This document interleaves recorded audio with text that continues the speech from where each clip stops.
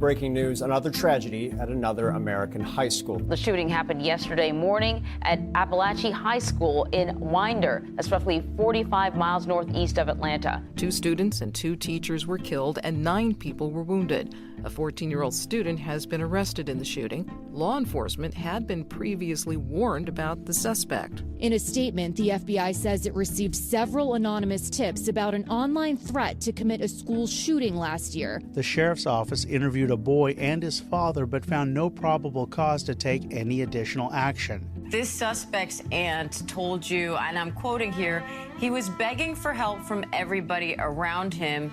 The adults around him failed him.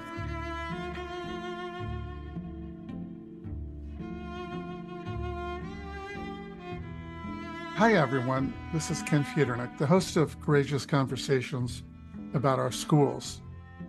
Just a few days ago, I interviewed Hayley Watson, a clinical psychologist who specializes in conflicts like bullying that occur among young people.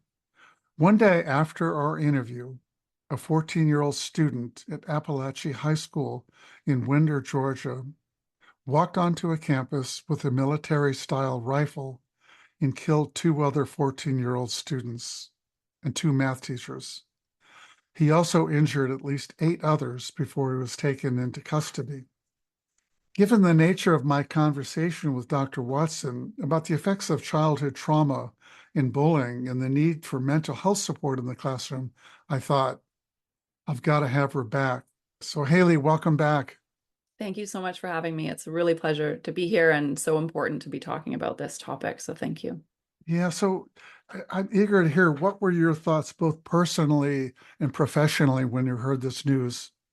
Well, I mean, it's devastating every time one of these situations happens, and it's terrible that it's one of these times kind of a comment, because this isn't, of course, the only incident like this. Personally, I feel so sad for everyone involved in this. Obviously the victims and everyone at that school, and also the shooter, to be in such a state of despair that this seemed like a good choice to make. That's devastating to me. So personally, I guess those are the feelings that come up. And of course, then the fear that everyone else feels, that we all feel as parents in, living in the US, that this could happen to one of our children. And then professionally, it really just reinforces my personal passion for the work that I do in terms of prevention, and how do we get on the front foot of this, and how do we make sure that more kids have access to more resources and more coping strategies so they don't turn to these levels of violence. Hayley, I was struck by your acknowledging the pain that the shooter, Colt Gray is his name, and the pain that he must have been feeling prior to this. I think our reaction when someone does something like this is to, I remember hearing that the sheriff who was involved and first went in there, he referred to the situation as evil has entered our school building, and it's almost, we don't even want to humanize this and think of a 14-year-old boy as being human, but your reaction was, it's hard to say. My heart goes out to someone who must have been in that much pain, but I wonder if we don't do that, and if we just treat this as pure evil, then it doesn't lead us to the kinds of solutions that we need to think about to prevent this. Exactly. And I think the distinction is the act can be considered pure evil, or whatever language you want to use, destructive, horrible, all of those things. The actions are in no way, shape, or form okay at all. But the person that does the action, and this is true of any human being doing any action, there's always a person behind that. And I think the most important question in a situation like this is why? Why would someone do that? And if we just blanket say, well, that person's evil, and put them in a category of, the bad apple kind of analogy, one bad apple in the middle of all of these good apples, then we never can prevent the next one because we don't have the whole story behind it. And when you think about, to be in a state of mind to kill someone, that is a scary state of mind. And so what are all the factors that lead to that? And how do we start to recognize and prevent that? Notice when it's happening, give students tools and skills to be able to make different choices so they don't end up in such a scary state of mind. The conversation inevitably went right to gun controls and gun regulations, and that debate happens every single time there is a shooting, and Yeah. I suppose it's a necessary debate. It doesn't seem like things change very much, but what people on the left and the right seem to agree on is that we do have to provide much more support for families and for kids who are suffering from mental health challenges. I read, I think it was within a day of the shooting, that Colt Gray's aunt said that he had been struggling and desperate for mental health support for some time before this, and apparently didn't get it. And I'm wondering, did the system fail him in some way? What can you say about kids who across the country may be suffering like he was, and probably obviously still is, and wasn't able to get mental health support? And I think it's a really important point. And speaking generally, I don't know the exact specifics, and I think most of us don't know the exact specifics of this school. So it's helpful to kind of look at it globally or more generally. But this is a really common occurrence where there are young people. And one of the things that struck me when I was reading up about it is the student who he was sitting next to in class, and he got up to leave class, and her comment was, oh, he leaves class all the time. He's often absent. To immediately, that's a red flag. If a student is absent, leaving class, not engaged in class, that is always a sign that there's something going on, whether it's that they don't feel like they belong at the school, whether it's that they're struggling with things at home, whether it's that the school is, the work is really difficult and they're struggling with it. There's always going to be a reason if a student isn't showing up. And then on top of this, I read that same report. It sounds like he was actively asking for help, or his family was asking for help for him. There are so many things, and I was reading a little bit about his background, and his family faced a lot of challenges. He was going through a lot of things, and so he would have needed support. And I think the problem and the way the system often fails kids like this is that there aren't enough practitioners to service all of the needs of every single student in a school system. Simply, there isn't the funding for that. There isn't the access for that. But it's also a problem that we're only focused on trying to identify kids that are in the worst situation and then provide reactive support. So we really need to be focusing on prevention. So every single student in every single school across the US should be learning tools for coping with strong feelings and traumatic experiences and hard situations. They should be able to talk to more people than just the school counselor. They should know how to reach out for help. These are skills we need to be teaching them. And that's why I think the system is failing, because we're much too focused on the reaction and not enough focused on the prevention. So we talked a bit about this in our previous interview about specific things educators can do, but what I was struck by is your belief and your experience working with classroom teachers in helping them do exactly what you're describing. They don't have to be trained mental health professionals. There's a lot they can do to prevent the kinds of things that we're talking about. And I think your point is such a good one. We say, what can we do when a red flag goes up and there's a crisis? And yes, there should be responses. And there should be people available. And that probably requires investments in professionals. But what you're talking about is something that can happen right now without necessarily investing huge sums of money to prevent more of this kind of thing from happening. Just say a little bit for our listeners that may not have heard the first interview, what a teacher might be able to do to get kids who are struggling emotionally and in terms of their mental health to to begin to deal with those feelings in better ways?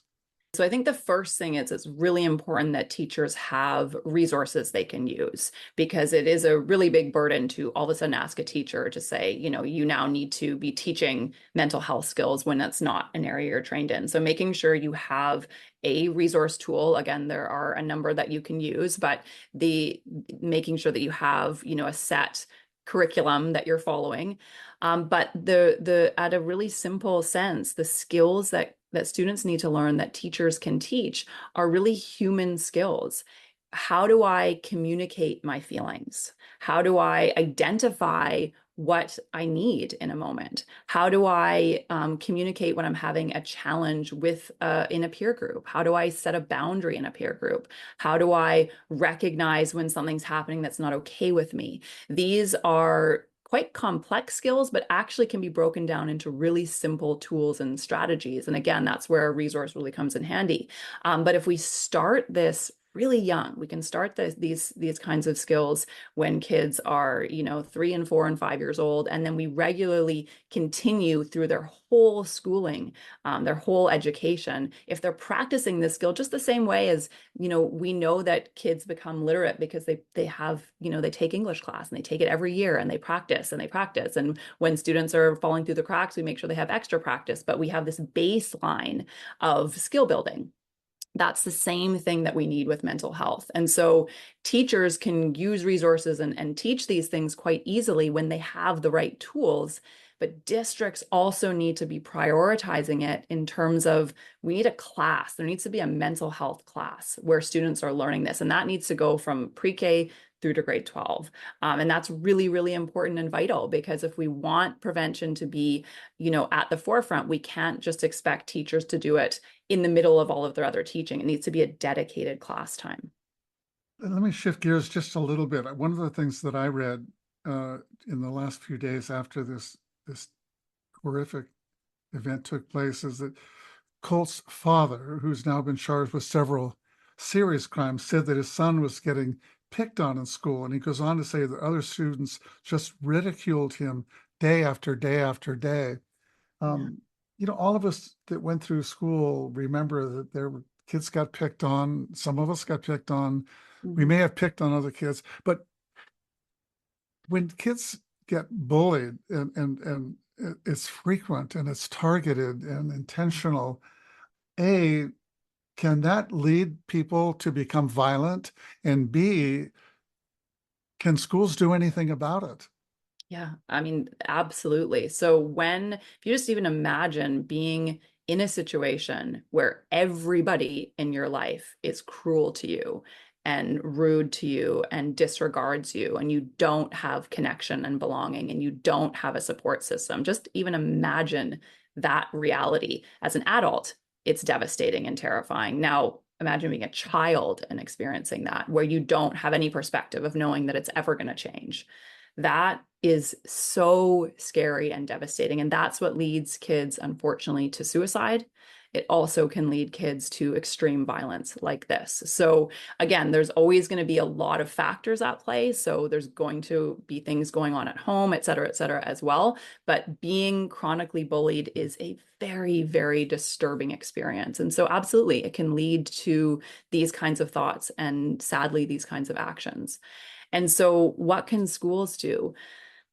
Again, of course, we need the reactive approach in terms of when bullying is happening. There needs to be interventions in place. There needs to be ways to support those students that are experiencing this, ways to encourage different behavior, and all of those things need to be in place. But also there needs to be the prevention. So again, we need to be teaching students the skills of, how do I notice when someone is saying something that's hurtful? How do I speak up about that? How do I communicate that? How do I recognize if I'm the one picking on someone? How do I recognize the impact that that's truly having? Because so many of these times there'll be one kid who probably is experiencing challenges at home as well, who is, specifically picking on someone and they're lashing out. And then there's lots of other kids that are following along because they would never do that themselves, but they're also not standing up to it because they're wanting to fit in and they're worried about peer pressure and all those kinds of things. So how do we teach all students the skill set to recognize, how do I be someone that stands up against this? And how do I protect people that are vulnerable? And how do I, navigate this situation? It's a skill set and we have to teach it. Yeah, and of course, there's another aspect to this problem that I would love to hear your thoughts about, and that is the impact of these events on several groups of people. One, there's the immediate school community, the kids that were in the classroom, the kids that were at the school, their families. I just cannot imagine the trauma that they're experiencing being so close to it. But then you have the nearby people in nearby schools. You have people across the country, families wondering, are my kids going to come home tonight after school? And kids wondering, could this happen here? And I wonder, does that sort of fall into your recommendation that teachers and parents too need to be talking with their children and allowing them to express these things rather than, no, I'm sorry, we've got to get onto math instruction, or we've got to talk about social studies because we got a lot of ground to cover. And so this is something that any teacher, any parent can do right away without the need for resources, because it's, responding to a situation that's happened. It needs to be talked about. There need to be spaces where, and so if you're a parent, you're communicating with your child, asking, how are you feeling about this? Let's talk about the experience.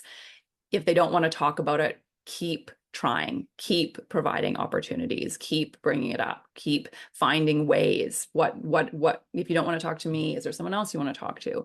And then if you're a teacher, absolutely.